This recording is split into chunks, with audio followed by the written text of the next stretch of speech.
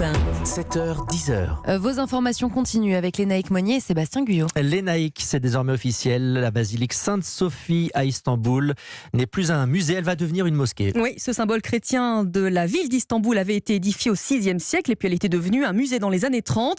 Mais hier, le président Erdogan a autorisé le retour des prières musulmanes à l'intérieur.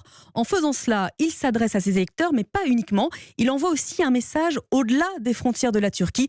Jean-Sébastien Soldaini. Recep Erdogan envoie tout d'abord un message à Moscou, car Turquie et Russie s'opposent dans une lutte d'influence au Moyen-Orient et dans les Balkans. Et comme la basilique Sainte-Sophie est considérée comme sacrée par les orthodoxes, le président turc vient là marcher sur les plates-bandes du patriarche de Moscou et indirectement du Kremlin. Dans le même temps, il en profite pour s'affirmer aux yeux du monde musulman. Ce n'est un secret pour personne. Recep Erdogan se voit en leader du monde sunnite. L'islam politique est là un outil pour redorer son image dans cette frange du monde musulman. Mais comme à son habitude, le président turc ne perd jamais de vue les gains qu'il peut en tirer en interne. Sainte-Sophie, en plus d'être la vitrine du pays, c'est le cœur de la ville d'Istanbul, la capitale économique de la Turquie qui a échappé au parti de Recep Erdogan lors des dernières municipales.